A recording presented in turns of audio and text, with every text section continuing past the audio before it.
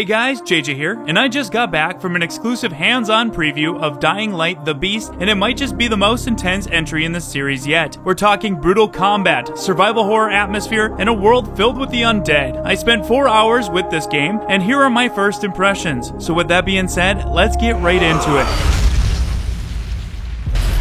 The event was hosted in LA, and Techland went all out, transformed the outdoor area into a recreation of Castor Woods, overgrown decor, and even the game's mascot, Bobber the Beaver. After a short presentation, we were given 4 hours of uninterrupted hands-on gameplay. As for my history with the series, I played the hell out of the first Dying Light. Loved how grounded and gritty it felt, especially the focus on survival and its realistic take on the zombie apocalypse. Dying Light 2 though, I just couldn't get into it the same way. The melee focus didn't grab me, and I'm someone who prefers firearms in survival horror games. I heard it was improved over time, but I never made it back. With The Beast though, it instantly pulled me back in. You play as Kyle Crane, Kyle is back, but this time it's different. After being experimented on for years by a brutal warlord known as the Baron, Kyle's now part human, part infected. He's constantly fighting to control the inner beast that's growing inside him. And it's not just a story beat, the duality is built right into the gameplay. Kyle is voiced by Roger Craig Smith, who Resident Evil fans will recognize as the voice of Chris Redfield in Resident Evil 5 and Resident Evil 6. The name's Kyle. Your friend sent me. I'm here to help. Leon, what are you doing here? I won't lie, it was hard not to imagine I was playing as Chris the entire time, and that added a fun bonus layer to the experience. Now, throughout this video, you may hear me reference Resident Evil a lot, and that's intentional. This channel primarily covers Resident Evil and survival horror, and Dying Light: The Beast shares a surprising amount of DNA with that series. From the combat and gore system to the tension, atmosphere, and even the pacing, it reminded me more than once of what I love about Resident Evil. So if you're a longtime Row viewer, consider this a crossover worth your attention. Now we'll start with the game overview and premise. Dying Light: The Beast drops you into a brutal post-apocalyptic valley called Castor Woods, inspired by the Swiss Alps, filled with decayed buildings, swamps, forest trails, and industrial ruins. The map is massive, but it never feels empty. You're free to push through the main story or go off the beaten path, scavenge for supplies, save survivors, or just explore and see what you run into. You can see here I was trying to save somebody, but ended up killing them and the zombie.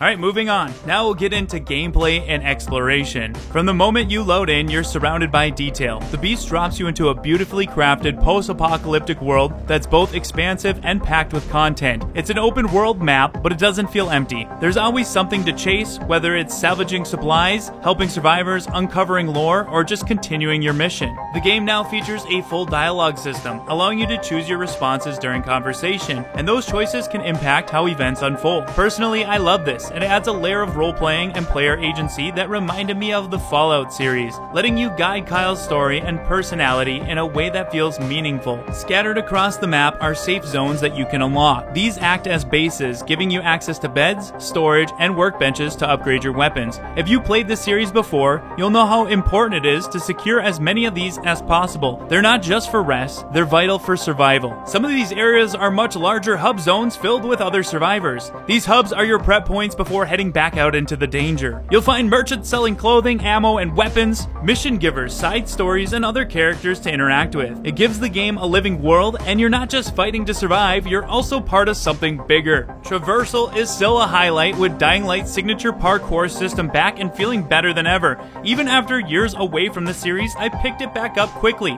It's smooth, responsive, and satisfying. What's new are the vehicles. Being able to jump into an off-roader, follow GPS markers, and just explore was a blast. Running down zombies never gets old, especially when your windshield fills with blood, only to have the wipers casually clean it off so you can keep going. The world itself reminded me of a mix between Far Cry and Days Gone. You got freedom, structure, and that play how you want mentality. Whether you're sticking to the mission or just getting lost in Castor Woods, it feels rewarding. And also for Resident Evil fans that wanted an open world Resident Evil game. While we don't have that, and this isn't Resident Evil, it does scratch that itch a bit. Next up, we have atmosphere and world design. Visually, The Beast is stunning, in a decayed, rotting kind of way. There's a contrast between beauty and dread. One moment you're walking through scenic ruins overtaken by nature, and the next you're creeping through a dimly lit hallway where every sound keeps you on edge. Some areas feel straight out of a survival horror game. This is the constant push and pull between exploration and fear, and it really works. The day and night cycle plays a huge role here too. During the day, you're more free to explore, but once the sun goes down, it's a whole different beast. Infected become more aggressive, and every decision starts to feel like a risk. It's not just a visual change, it's a tonal shift. It wants you to fear the dark, and it pulls it off. If you want tension, nighttime is exactly what you're looking for. Now we'll move into the combat, bosses, and beast powers. Combat is heavy, gritty, and impactful. I only got to test out the pistol, and it felt good,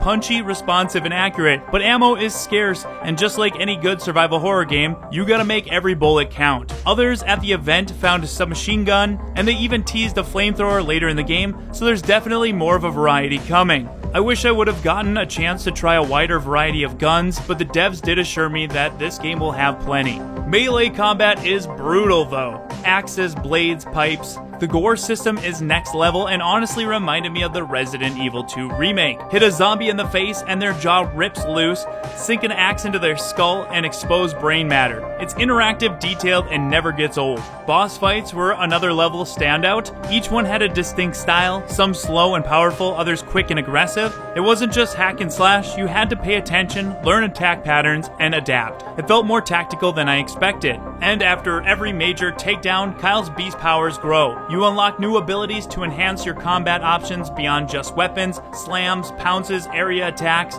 It's a great mix of monster evolution and strategic progression that keeps the gameplay fun and layered without making you feel too overpowered. There's even brutal takedowns that reminded me a lot of the Doom glory kills. Now to wrap up my final thoughts. After 4 hours with Dying Light: The Beast, I walked away honestly impressed. It feels like Techland is leaning hard into the survival horror elements this time, and it works. Between the atmosphere, the brutal combat, the monster mechanics, and the gorgeous world, this game is shaping up to be a real evolution for the Dying Light formula. At the very least, I enjoyed it far more than I did Dying Light 2, and it was much closer to the Dying Light 1 experience that I remember all the years ago. Big thanks to Techland for inviting us out to Castor Woods. If you're a fan of gritty survival horror, visceral gameplay, or if you're just looking for a gritty open-world zombie survival game set in a post-apocalyptic world, then I'd definitely keep this one on your radar. But now I'm curious to know your thoughts. Are you looking forward to Dying Light: The Beast? What's your thoughts on the Dying Light series? Will you be picking this one up when it releases? Let me know down below in the comments and let's have a discussion about it. If you enjoyed this video, please leave a like. And if you want more from the world of survival horror, make sure to subscribe. The Residents of Evil is a Patreon supported channel and also supported by our YouTube members. So if you'd like to become a member and unlock access to custom badges, emojis, and exclusive live streams, click that join button down below. You can join our survival horror community on Discord, link will be in the description, and I have the Duke here to tell you a little about our sponsor, G Fuel.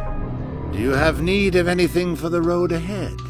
The Residents of Evil has expanded its services. Perhaps you're in need of a little pick-me-up. I recommend the G Fuel. You can even get a fair discount if you use the code ROE upon purchase.